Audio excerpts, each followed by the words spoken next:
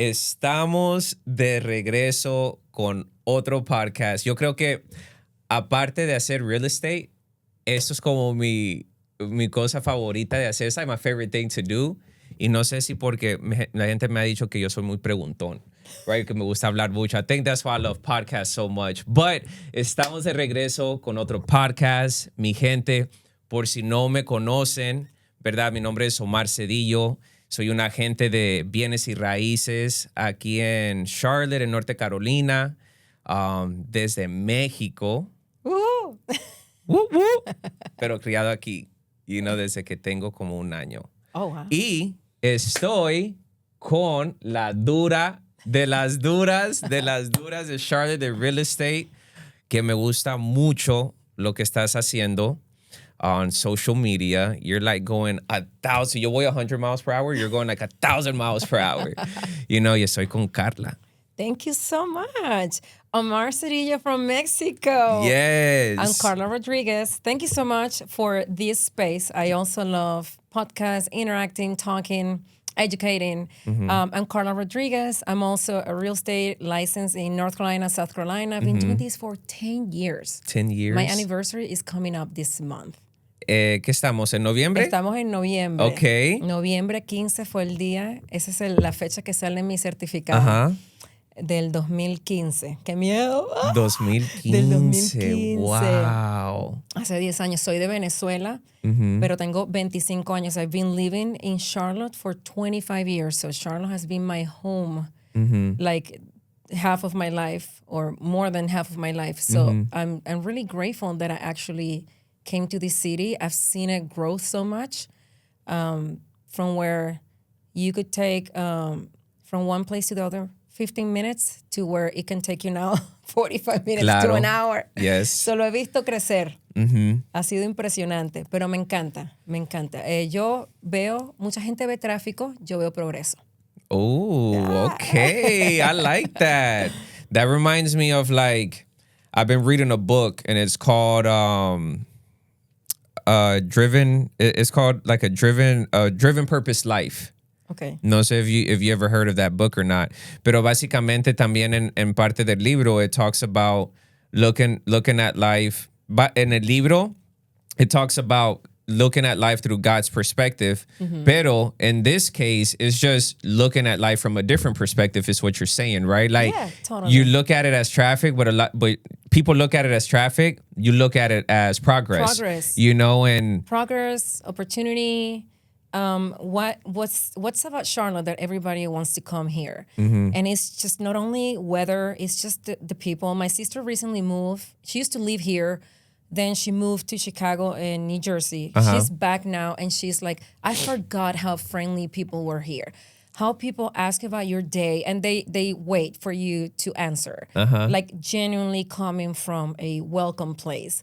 So it's the weather, is the people, is the opportunities, whether you're an entrepreneur or you're coming from, banking career, medical, you find opportunities here. And what I tell people, actually, I'm talking to someone who's coming this weekend from Florida, and they wanted to be close to the airport because they travel a lot. And I've told them, these areas that you're asking me for, you're going to be about 38 to 45 minutes to the airport. They want it to be like 20 minutes, 25 minutes. But they also are thinking about school. okay. So I'm like, school is more the south. Sí, claro. Yeah, Matthews, Weddington, stuff like that. So I've told them, would you be willing to wake up 15 minutes earlier so you can be in that traffic longer, that when you have to travel, then it's going to take you 45 minutes. And when I put it that way, but you're going to have a beautiful quality of life. You're going to be, your kids are going to be in these schools. The house that you're envisioning is actually in this area, and they have family in this side of town. So when I paint that picture, she was like, what's 15 more minutes? We just need to prepare. Claro. So, but it's opportunity where the quality of their life is about to change for the better when they Claro. move here. Claro que sí. And something that I love, like talking or teniendo like good relationship with agents that have been doing the business for so long. because I admire the fact that you, like this, in this case it's you, right? But there's a few other agents, especially Spanish agents, in the industry, very few that have been doing it for 10 plus years. And I'm always like, dang, how do they do it? Because I'm like 4 years in and I've been, ready to quit. I don't know if I'm going to make it in 10 years. And also, like, another thing is, I want people to understand that, we're not just going to come on here and talk about real estate, right? And the houses. But I think also it's like letting people in and maybe our lives, so they can really get to know, like, for example, in this case, get to know you, get to know who is Carla behind the real estate license, right? What got you into real estate? What is it exactly about real estate that continues to drive you 10 years in? Right. Que son cosas súper importantes, not just for maybe clients to know, but agents to know, like myself, that it's a year in, 2 years, 3, 4 years in. And it's like, okay, how can I make it, 10 years in the industry, right? And then also, aside from that, it's also very important for people to know, like, what is it that we go through with clients? On a day-to-day basis, mindset-wise, that we have to prepare for, and I think that this is just going to be, in my opinion, I look at it like a fun space, for you and I to be able to just really let people into our world, but before we even do all of that, I think it's very important for people to know, like, we know que sabemos que eres de Venezuela, right? We know that you've been doing real estate for 10 years. You've seen this obviously grow, ¿cierto? Yes. And a little bit off the air, estamos hablando sobre this journey, that you've been on health-wise, mindset-wise, which I think is very admiring because you don't really come across a lot of people who are focusing on themselves as much, because you get lost in the work, you get lost in everything that's going on outside of you. So I think it's very important for people to know, Carla, like, who is Carla, right? Outside, behind this real estate license, because I feel like a lot of people know what you do, right? And they know that you do it at a very high level. But once that real estate hat goes off, like, who's Carla? Wow. That's true, because you always attach who you are to your profession, right? Yo lo veo todo el tiempo. ¿Quién eres? Y lo primero que la gente contesta es acerca de su profesión. Pero en realidad, bueno, soy mamá, hermana, I'm a daughter, I'm a sister, wife, mother, and a real estate agent, and I'm a friend. Y for me, what drive me is I just want to be better every day. Like, I try not to compare myself with anyone, but just to who I was, like, yesterday, the day before. And when your mind starts playing games, you just have to go back to yourself. Because sometimes you look at other people, what they're doing, and you're like, I want to be there. But it's like, are you willing to do what they did? And would it be sustainable? So always go back to yourself. Like, what is it that you like that you can double down on that? And also what you need to stop doing, what you need to be doing less of. Okay. Because on the way, you start picking off from everyone. And it's like, this is like draining me, actually, instead of giving me life. So I'm also super curious. I'm always studying. I'm always like, yo siempre estoy estudiando en un curso, en un clase, en una webinar, en un Zoom. Sí. como ¿de qué? Like de tu carrera o como para ti personalmente? De todo. O sea, I'm always like learning about real estate, but because I also want to be better and become better, and I know I have the capacity to be better. Better than who, right? Yeah. Well, I guess better than myself. Like, sometimes when you have those setbacks, like you feel down or whatever, you're like, I have studied so much, I have gone through so much, why do I feel this way? Then you realize that it's a never-ending journey. You have to keep studying, educating yourself. You also go through phases. Like, I wasn't a mom until 15 years ago, right? So I changed as a consequence. So now I don't think as I used to think before I had my daughter, or before I got married, or before my parents came here to the States 10 years ago. So priorities change, and as your whole world changes, you need to change with that world. And that's why sometimes you beat yourself up, because if you're not willing to change and you feel like you're losing yourself, or you have to let go of stuff because you have to adjust to your new life. Like when you move here, you have to adjust. You cannot be the same person you were like in your country if you first came here. You have to adjust now. You can't aferrarte a lo que tenías antes. Tienes ahora que aprender un idioma, tienes que aprenderte una nueva cultura. Lo mismo pasa con las fases de la vida. Ahora que soy mamá, ahora que cómo está cambiando. Me encantaba pararme a las 5 de la mañana para ir al gimnasio, pero no, olvídalo. Yo tengo que ahora pararme, hacer desayuno, preparar el almuerzo y preparar a mi hija. So now I do it after. Then I have to be happy with that. So my schedule may not begin, my work schedule may not begin at 7 or 8 like it used to, and I'd be like, so driven, like I'm early already. It begins probably at 9, but I already did all the stuff that I did with my daughter. Then I went to the gym, and then I'm the best I could be for other people. Love sports. I used to be a dancer, pre-Facebook, pre-Instagram. I was a dancing queen. Oh, see? I used to teach. Oh, I think okay. that people who knew me there, that was another stage about me. People who knew me then, they know. But a lot of people right now from the Instagram and Facebook, they have no clue that I even know how to dance. But I used to even teach. At some point, I had 6 jobs, and one of them was to teach. Wow. I asked my dance partner, can you teach me how to teach so then I can also make a living? I can complement my income. So a lot of people who are listening to me, who knows me forever, they're going to know, oh, she's talking about that. So I used to be a host for events. Okay. I used to dance and do presentations. I used to teach. I used to do a lot of stuff before. Nowadays, I'm more into taekwondo. Okay. That was one activity that I found. I'm not going to mess with you. Don't mess with me, man, because Man, now I'm learning with the sword. I'm really dangerous. I'm a black belt now. De verdad. Yeah. So, 3 años en este camino de taekwondo, y hoy en día, desde agosto, mi hija y yo somos cinta negra. Let's give it up to Mira, you, girl. Mi papá está tan orgulloso porque él dice, mi hija está en taekwondo, pero ¿qué cinta es? No, amarilla. Nadie entiende qué nivel es eso o cuántos años lleva. Pero cuando tú dices cinta negra, la gente sabe que tuviste disciplina porque se demora 3 años llegar allí. Oh, wow, okay. Exacto. Y ese es solo el comienzo. Becoming black belt is just the beginning. Now you have like first dan, second dan, and it takes like 3 years for each level. I'm still learning all of that. Okay. So I was running too, was doing marathons. So that takes a lot of, it's running, and the people who runs and do sports, they know it's very mental. But it comes from Venezuela. I used to be in the dancing team in my country, in the university, sorry.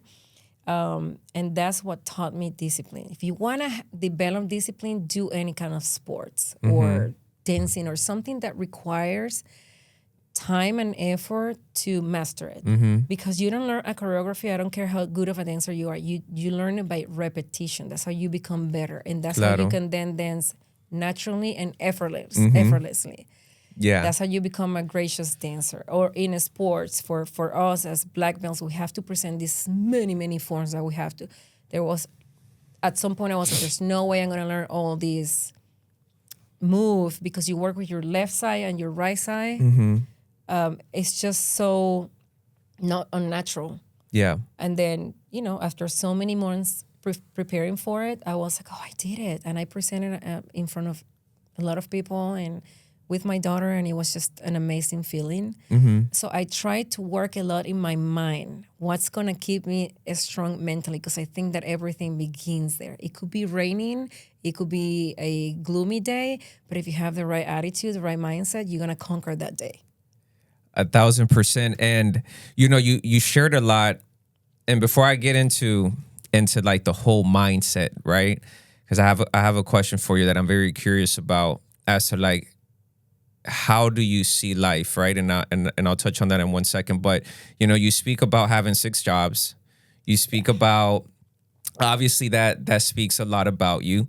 right? You speak about also, your parents coming from Venezuela. You were a dancer. I had no idea that you were a dancer, so we're going to need see some salsa. I'm at the beginner level maybe, or beginner intermediate, I don't know. But then you talk about these 6 jobs, and then you talk about, you're doing Taekwondo for 3 years. So clearly the discipline is there, right? And then when we spoke about off air, about what you're doing right now health-wise. But 2 things that really caught my attention. One was that you speak about there's seasons in life, right? And there's all kinds of seasons. There's, your seasons where you're grieving, where you're happy, where there's a lot of joy, where there's unexpected problems, things that you don't know why things are happening the way that they are.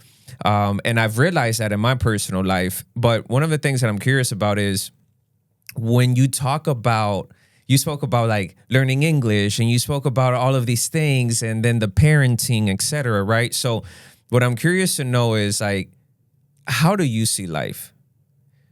A lot of people have a metaphor, that they use to describe life. And with everything that you mentioned, me da curiosidad saber how is it that you see life in your case? I now see life as you can still maintain your individuality, but you always need a source, and which for some people is God, family, friends, whatever your situation is. Not everybody has their parents here with them, but I see it now as you need to have a source that you can plug in, something that you know for sure that is going to help you, where you're going to get this strength. And that's why I read books now. I wasn't a reader. I made myself to be a reader now, or podcasts, or audiobooks, whatever works for you. But I see it as a constant learning, because of you're constantly growing and going through phases, interacting with people who are in different stages of life, or going through situations that are so different from yours, that you start seeing it as we all together in this. The day I'm down, you can lift me up. The day you're down, I can lift you up. I can offer a different perspective. I've learned through a hardship that you need to ask for help, not because you're weak, but because you want to remain strong. Damn, that phrase changed my perspective. I was one of my lowest point in life. I thought everybody thinks that I'm all this, that I have it all together. And in that situation, I was like, if I don't ask for help right now, I'm gonna drain and I'm gonna fail, or I'm gonna go through a harder patch in life. I was reading this book by Wayne Dyer. Can't remember the name, but at some point it had that phrase, and that clicked for me because I don't know. I think I come from a society that was very individualistic, like todo lo haces solo. Si vas a brillar, brilla tú solo. Y después en esta sociedad yo me di cuenta que aquí es mucho de grupo, está bien pedir ayuda, está bien decir, Omar, no sé cómo hacer esto, me enseñas. Yo venía de que si pregunto van a pensar que soy tonta. Y si pregunto, entonces van a después decir que yo no lo logré por mí misma, no sé qué. Entonces ahora aquí yo aprendí eso, y eso ha sido como parte de mi éxito también, preguntar, porque también llegas más lejos, más rápido, se te acorta el camino. No es que dejas de pasar por lo que tienes que pasar, pero lo pasas acompañado y duele menos. Entonces, como veo la vida es donde tienes que tener ese grupo y esa sinergia con alguien, con tus papás. Para mí es mi familia, que es mi roca, y también Dios. Yo a veces digo, Dios mío, ayúdame. Tengo muchos como mantras y frases que me repito, me levanto siempre con afirmaciones. Eso hace que mi día también se ancle en esa mentalidad positiva. Pero después de allí siempre sentir que tengo a mis papás cerca, que son mis fans. A los que no tienen papás, soy muy respetuosa también de eso. Es, no sé, yo misma, alguna amiga. Tengo amigas que también están en real estate y amigas que no lo están, y a veces las llamo y les digo, y ellas me recuerdan como que, no, pero acuérdate todo lo que has hecho, lo que has logrado. O simplemente me escuchan, y eso fue bonito. Me desahogué con alguien y esa sensación de tener una roca en la que puedas descansar a veces. Yeah, and the reason why I asked that, right, was because I feel like a lot of times people don't know like the purpose of life, or what is the reason for life or anything like that. And when you spoke about all of these things about the language barrier and whatnot, it reminded me about something that I read, and what it was saying is that like some people view life like a roller coaster. Like life is a roller coaster, right? Is what some people say. Yes. Right? Pero estaban diciendo en el libro que life is a test. And life is trust, which is what you said. So life is trust because in your case, you're saying that there's a source. Your source is God, right? That you trust with everything that's going on in your God life. My family. And then the first part was that life is a test, and that it was talking about how just in general, right? Like even the weather, right? Like you get tested with even the weather, because if you think about when it rains, when it's pouring outside, people's mindset just switch where it's like, I don't want to leave the house. I don't want to do this or whatever the case may be. Life is a test when you're hitting traffic, right? Life is a test when you're hitting different seasons of your life. And if you think about it, like we are always constantly being tested all the time. And when we're able to accept the fact that life is a test, we're able to accept everything that we go through in life, and we look at it from, that was the whole point of me asking you the question, because it's like, how do you view, through what lens are you viewing life? And the moment that I read that, and it was just a couple of days ago, it really made me change a lot of how I'm looking at things. And it can go with something that's like, in this case, like clients, right? Like I feel like because I could maybe get a little drained out from all the people that I talk to all day. Here comes the toughest one at the end of the day. And maybe just my patience level is maybe at its lowest at that time, right? And it's like, no, man, this is a test for your patience. This is a test to see how much grace you continue to have for people. And the moment that I started to realize that, I started to be a little bit more self-aware of how I go about my day-to-day. So that's why I wanted to know, like, how is it that you saw life, right? And you see life with life is trust, is pretty much what you just said, which I think is very beautiful. I'm very curious to know about your story about you and your parents coming from Venezuela, and how you ended up from like 6 jobs dancing to now like doing really good in real estate and, crushing it on social media. Before I would get into that, like one of the things that I would like to ask, if you're willing to share, is you spoke about like one of the lowest points, right? Briefly. And then you spoke about how you still speak to your people in your sphere, your girlfriends or whatnot, about, just when you're feeling down, right? So like, do you mind sharing that? Like, what are those moments? Is it personal? Is it career-wise? Like, what is there to feel down about if it is career-wise after 10 years, right? And what was it exactly, that lowest moment, and how did you get through it? It was definitely personal. Oh, okay. So first, I come from a beautiful family structure, mom, dad, very loving, caring, from a beautiful country as it was, or as it is, Venezuela. Very sensitive topic right now, but beautiful country, una familia hermosa, estructurada, sólida.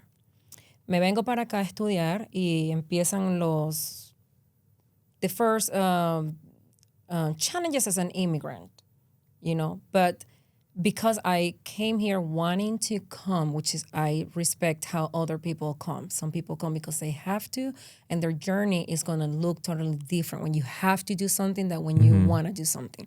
So I came following my sister. I have to level up in English, so I have to take 2 years of English first. Okay. The placement test. I was level 2 in, like reading, and then number 5 in conversational, and number 4, whatever. So I have to level up, and it took me 2 years. Then I went for international business. During that period, I have so many jobs, and sometimes at the same time, because we have to pay rent, we have to do whatever we have to do. I was a host in a high-scale restaurant, high-end restaurant, and in downtown. That was really fun. I was a host. I was learning English, and sometimes I have to give directions to people, talk about testing your patient. That was horrible. Horrible. I always like waving the manager or the other hostesses like, can you come in? That was a challenge. I was teaching dance. That was great because it bring me joy. Okay. It was difficult in your body. When you're teaching dance, people are constantly pulling you. Okay. But at the same time, it was just such, I mean, I just love how to dance and teaching other people. What else I was doing? I was doing events. I was at the clubs. You know that voice? Last call for alcohol? Yes. That was me in That the was Spanish. you? Yes. Really? Back Can we in the hear it? days. Yeah, it was a last call for alcohol. Or I will be like, don't forget, this coming Saturday, you'll have your chance to see live, blah, blah, blah, whoever was coming. Or No next way. weekend, we'll have our Halloween content. So be prepared and make sure you bring your best outfit because you have a chance to win $100, whatever it was. No way. ¿En español? En español y en inglés. Sí. Sí. Oh my goodness. Decía, últimos minutos para tomar tu bebida. I don't remember. I would get in the zone and I was just going, whatever. Pero it was fun. It was fun. I always say, I don't know, but I come from that. I come from a place where I have this joy inside of me because of my parents and the country. It was such a happy country growing up there in Venezuela, en Puerto La Cruz, en Barcelona, ver el Paseo Colón, la playa, manejar y ver la playa ahí. Es una belleza. So when I came here, I had that very strong sense of who I was. And then it was here where little by little, life started testing me as an immigrant. Like going from everything is always going on for me, everything is going my way, to what? This is not like that here, or the outcome wasn't what I was expecting, or what? I got laid off? What? I have to clean houses now? So I went through all of that for several years. I have a more stable working life when I applied for a staffing company, and that's how I landed the job at Bank of America. Okay.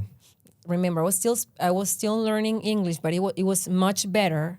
But it wasn't like conversational, super quick, super like on the spot and whatever. And they put me on the phones. I'm like talk about a test. They put me on the phone, but I did that job like no one.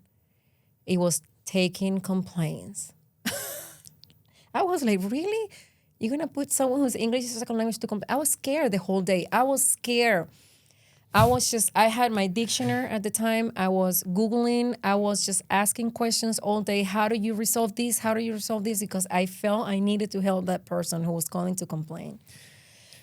Fast forward like 4 months later, we have a meeting and the floor manager comes and she puts everyone in the conference room.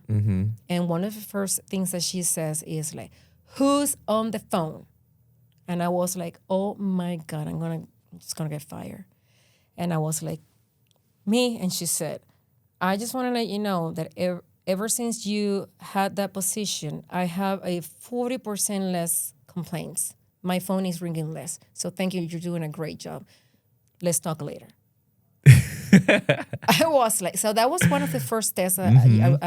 How caring I was about, and I was learning because it was in the mortgage industry. I was working in the mortgage department. Okay. So then after that, I saw her in the restroom, and she's like, do you have processing background? And I was like, no. I had little. One of my other jobs was processing for 9 months in another firm. So I learned, but after that, there was a gap of like 2 years, and then I landed that job, and I was like, not really. I kind of know how the job is, but not really.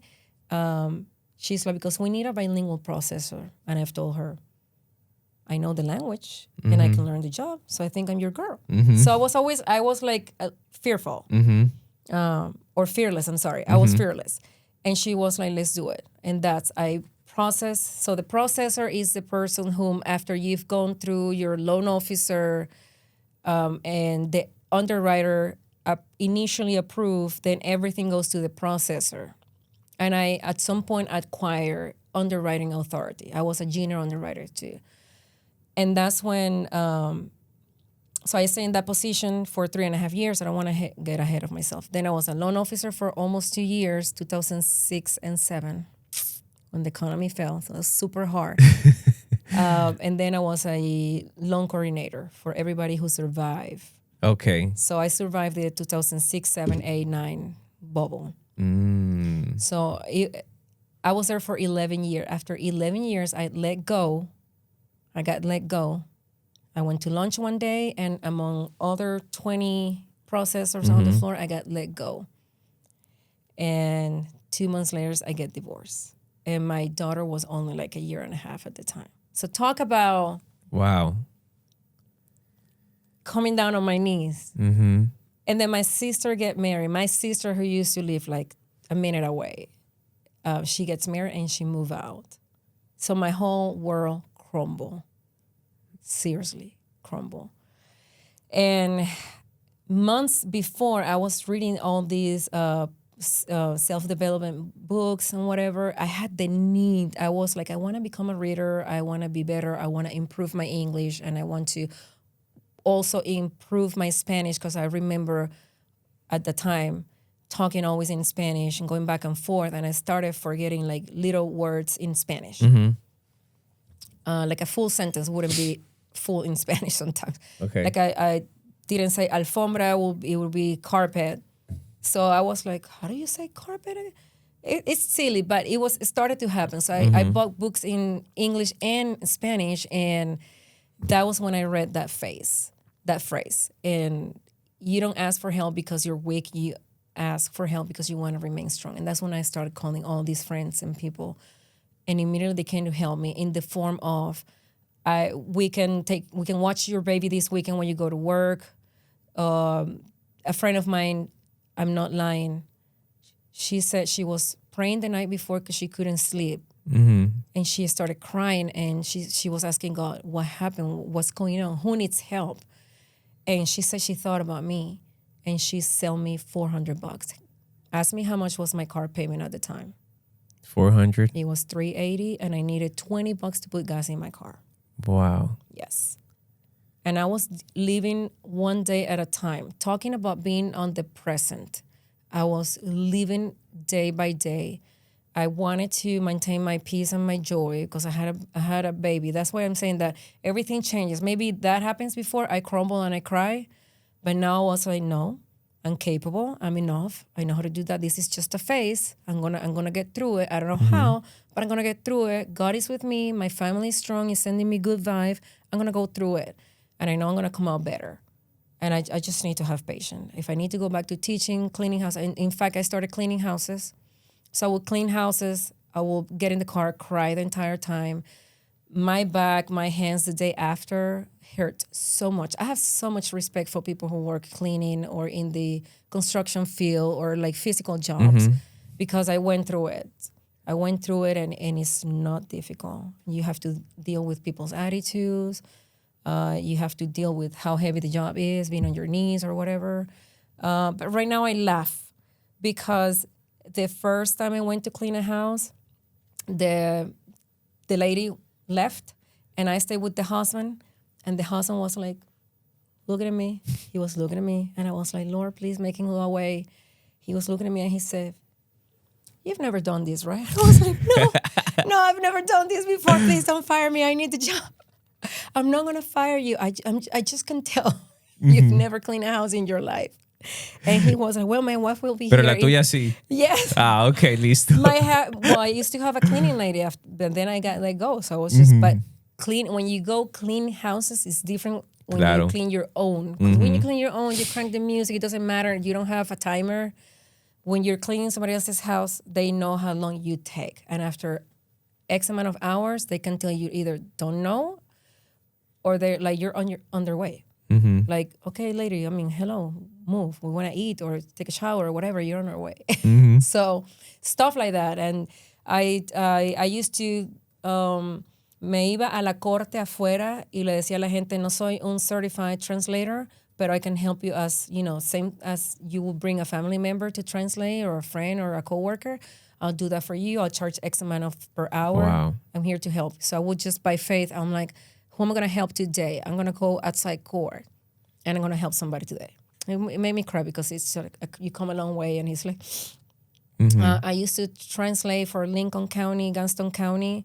So I used to drive like so much during the week to translate for people. And sometimes it was like kids who have been facing violence. So talk about a lot that I saw and I went through in kind of like a whole year.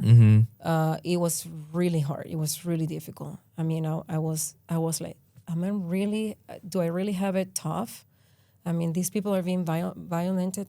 Tienen violencia todos los días. Estos niños no están comiendo. Pasaron todo el día solo con el diaper sucio. Yo no me puedo quejar de esto. Yo tengo un carro que estoy manejando. Una amiga me dio este dinero. O como sea, tengo 6 trabajos. Estoy recibiendo un dinero. No, de verdad no me voy a quejar. Estoy agradecidísima a Dios. Gracias. Y ya, eso era. Iba al Dollar Tree, I would get a balloon, a happy face balloon, and I will just, on Fridays, I will put music very loud and I would dance with my daughter so she will feel that joy. Wow. So, yes, she'll be like, I want ice cream, let's go to the dollar store. And we're not going to buy it from, I was literally like counting pennies, but I knew for where I came from that I was going to remain there. I just knew. And I was like, I went to college. I'm gonna make it. I just don't know how. I just don't see it now, but I can make it. And then I'm gonna leave this later because you probably want to know how I got into real estate, like a realtor. So this is part B. But that whole year and a half taught me about having it really tough, but having faith, being persistent, and knowing who you are so you don't let yourself go down. Once you have that inside of you, you can patiently wait for better times. That's how I can better resume that stage in my life. Wow. That's I'm just here listening, right? You don't really know, and it happens all the time, right? Like you see people shine now, right? And you think about, 10 years, I'm pretty sure in those 10 years of real estate, they've had it tough, but you don't realize like the before the 10 years, right? Because all of that's before real estate, right? Yeah. So I was in the bank before being a realtor, because then being a process before being a realtor, all of that happened. All of that happened. Before being a realtor, all of that happened. So I know when I have clients coming to me, I know how it is. When they say, Señorita, I'm not going to be there before 8 p.m. because I'm going to be at work. I know. How can I not either wait for them or offer them to be there a Saturday? Do you work Saturdays? Yes, half a day. Would that be better for you? Oh, please, yes, because then that means I won't see my kid. If I'm with you at 8 p.m., then I won't see my kid that day. That's the only time I have to put my kid to bed. I'm like, please, no, I don't want you. Like, I understand. I understand when people come dirty and they apologize. Please, come on. Please, come on. I clean houses too. And I even offer one time to even clean for commercial. And I'm so thankful they told me no, because I didn't know what I was getting into. Now that I know, it's really difficult to clean commercial, not the same as cleaning houses. And I went all well-dressed, whatever. I remember the guy who interviewed me, when we shook hands, he says, your hands are really soft. He was like, no. Like, I wear gloves, sir. Like he knew. As much as I tried to look the part and talk the part, he's like, no. That's funny. Yeah. Wow, Carla, you've been through a lot. Yeah. I mean, that's probably not even... That's like just half, not even half, probably, I'm so many stuff. That's how I was for 6 years. I was doing events here. El Festival Latino, Festival Cubano, Colombiano, la animación de eventos, weddings, quinceañeras. I was doing all of that. Wow. I was doing all of that. My friends would watch my daughter, and I would just go do those jobs because I would be literally, I would pray, God, how are you going to send me money today? What can I do today to earn money? I would go to Facebook. I remember going to Facebook, and I made a comment. Wilfrido Vargas was coming to town, and I made a comment into the Carlota's page, Carlota and Events, Carlota. Okay. Tony Arriaza, you know him? Mm-mm. Okay, he's the one who brings all those artists here, and he's the brain behind the festivals here. I remember commenting. He's from Venezuela. I know him from there. I remember commenting, "Oh, great, whatever." And because he knew me, I prayed so hard, and I said, "Lord, you know that I can do events. You know, I can talk on the mic. You know, I can do this. I need the money. I would love to go to that event and get paid." I didn't say how much. I wasn't specific. I should have, but I said you just need to get paid, and I also need to have a moment of joy like this. Please, just do something with this comment I'm gonna make on Facebook. And I did it. He texted me and he's like, "I need a host. I know that you can host. Can you host? I'm gonna pay you this." It wasn't much, but you can bring somebody with you, and you are gonna be VIP. You're gonna be with the music, the artists, and everybody. I was like, talk about manifesting. And that's how I began doing all this. Because after that, everybody was calling me we need a host for the Colombian and Cuban and the Latin American. I used to do them by myself. I'm like, yeah, okay, sure. So that was another part of the income I was doing. Check this out. I was translating Spanish to English for Herbalife every Saturday. Every Saturday. I will go sit 4 hours to translate how ellos hablaban en español y yo traducí inglés, porque whomever had that club has grown it so much. They have these big conferences every 2 weekends, and then even English speakers were joining, and they needed a translator. So I was translating 4 hours. It's funny because I would just be so hungry. I would just be. They wouldn't give me a break. But did you think that I asked for a break? I was just so thankful to be there working. I was like, I need to go to the restroom. I need to eat something. And I was eating, and the microphone was picking up the noise. And the lady who hired me was like, "Can you stop eating? We can hear you." Carla, can you please stop eating? Yes, I'm like, sorry, but I've been here for like 3 straight hours. I'm hungry. So yeah, like I've done a lot. That is crazy. That is crazy because, just like you said, you're like, you thought you had it hard, but then you see these kids and everything that they've gone through, and you're like just grateful that you had a car, right? Yeah. And then the same thing here, like we've all gone through our own things, right? And I'm like, wow, man, and I sometimes tear up, when I think about everything that I've been through. But that there, like, wow, that just speaks volume of your character.